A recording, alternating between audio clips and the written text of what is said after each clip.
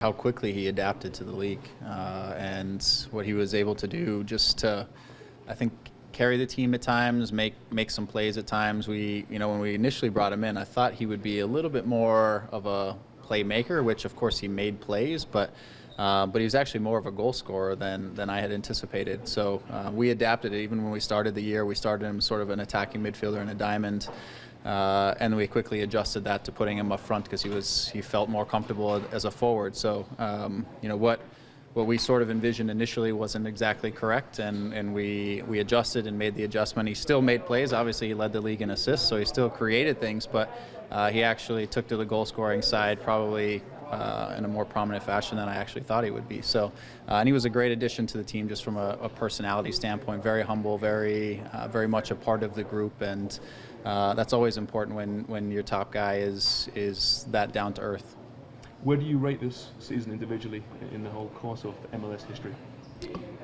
It's a little bit subjective, but I would say it has to be among the top, if not the top. I mean, some of the goals that he was able to score and plays that he was able to make we've never really seen those in this league, and he was able to do it time and time again. And so in terms of overall performance, it has to be the top, but there's been some very good players. Robbie Keane has had some great years over the few years that he's been here, and so and helped his team win and a number of things. So you have to, just from an individual performance standpoint, it has to be amongst the top, and clearly his stats have shown that as well.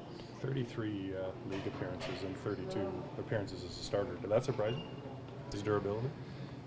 It does a little bit. I mean, he's just because as he was, again, coming from Juventus, he wasn't an everyday guy, and so you weren't sure in terms of how you adapt. Also, coming from being in the middle of a European season to immediately transitioning over to what becomes a long MLS season to stay durable, to stay healthy, to compete also in a very physical league. I know there's a lot of discussion of how is he going to deal with the physicality of MLS, and clearly he did. And we saw how he managed that, both in throwing his weight around at times, but also in just his clever play. But he remained durable. He was passionate from beginning to end. He wanted to play even in moments where maybe it didn't make the most sense for him, as we talked about or heard about in the New York game. But he loves playing the game, and it's very difficult to get him to not play.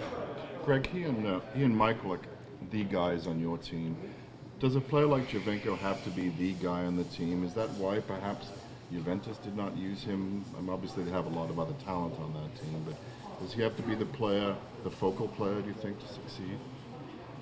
I don't think he has to, but I think I actually think that's one of his transitions coming here, was becoming the focal point of the team and understanding all that the responsibility that can go with that. I think one of my discussions with him in the year is if Sebastian has anything to say to the group, it carries that much more weight than a lot of the others players saying things. And he's a very quiet guy, and maybe coming from Juventus where he didn't have to really say too much, he didn't have as great appreciation for the value of his message to the group. And so that's one of my challenges for him, is he doesn't have a ton of ways to continue to grow as a player, but I think just sort of assuming some from a leadership standpoint and understanding the power of his voice and within the team is a next step for him. And I think that's what helps us become a good team and to becoming also a great team, is just the collective leadership that both he and Michael and Jozy stepping up and the guys stepping up together to lead the group.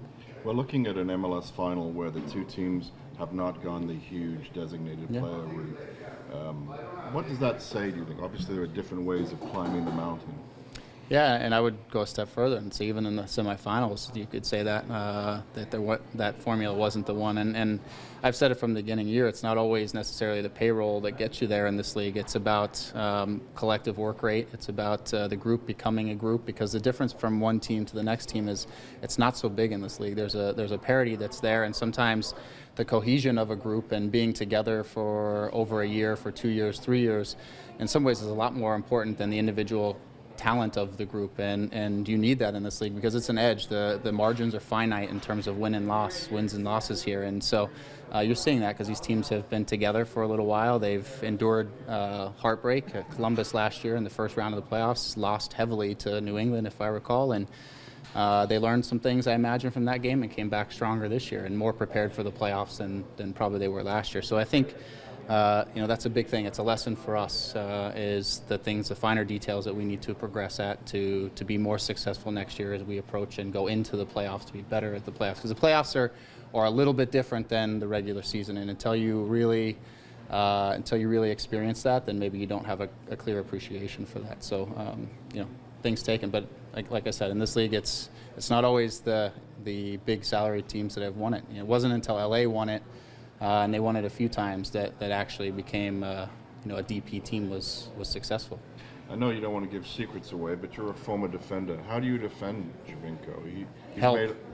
You ask for help.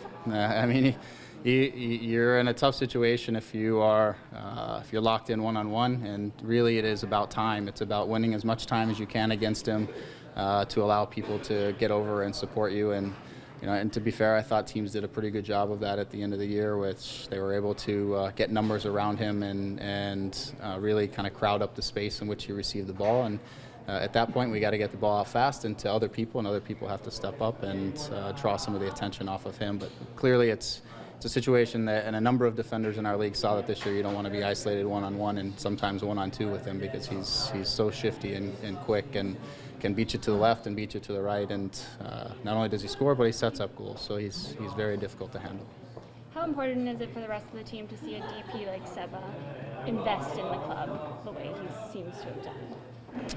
I think it's important. I think it's the foundation of the league, and trying to find designated players that have that type of investment into their team or into their club. Because over the years we've seen a lot of DPs come, and they're great players, but they don't they're not all in or invest in sort of the team or the club or the city, and really trying to pursue that championship title. And for Seba, it was a natural right from the start, and he assumed that passion for the city, and the city embraced him, and he was off and running. I think that's what sort of helped him settle in faster and become an impact player quicker. Is it just all matched nicely. So it's important that your DPs take that approach, or else there can become animosity, obviously, in the locker room and a number of other places, but not the case for us.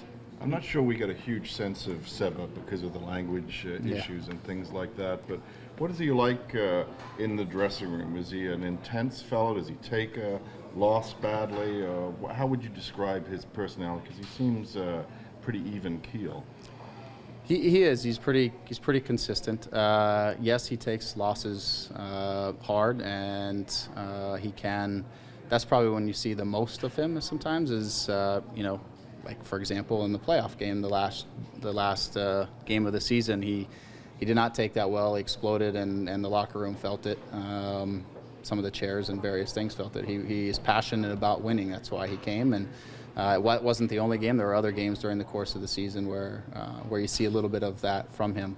But in the day-to-day, he's got a very infectious smile. He's got a great, in his own language, and I don't know how the guys sometimes communicate within the locker room, but there's a nice banter, and he gives a little and takes a little, but he has that humility to be able to take it as well, and that's always, it's a good thing. But he has the kind of an even keel personality, but when he steps across the line, there is a competitor that really comes out of him that is second to none.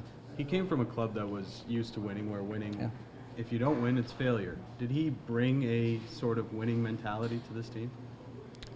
Yeah, it was interesting early on, and it's I think it's never something that you want to accept or adapt to necessarily, but at Juventus or any of these big clubs that compete for the championship in a table, is you can't afford to lose too many games. Especially last year, we started with 7 games on the road. We went four games in a row, and for them, that is the end of the season. You don't ever get back from that. You never win a championship, and also with the parity in our league, it's very difficult to go without taking losses or draws or various things along the way, unlike maybe the top teams in some of the top leagues around the world. And so losing in our league is, in some ways, it's part of the league, because that's the way the league is established. There's parity, there's all these kinds of things, and you don't ever want to accept it, but it's some of the best teams, or how quickly can you get back onto the horse and get on to the next game and create the margin of difference that you need to win each and every game. And for him, you could tell that at the beginning, each loss was,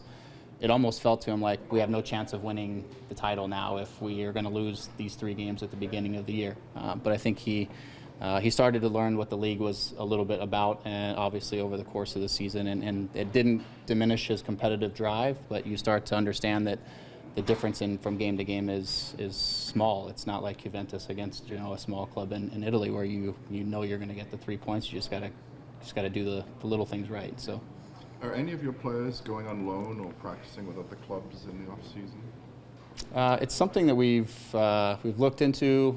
There's a couple options that are sort of on the terms of training stints, not necessarily loans. But we want to get a couple guys out. It just becomes a timing issue and finding the right place for them. So maybe in early January we might see a couple guys jump into some training session somewhere just before they come back and join with us in preseason. But there's no specific loans set up or anything.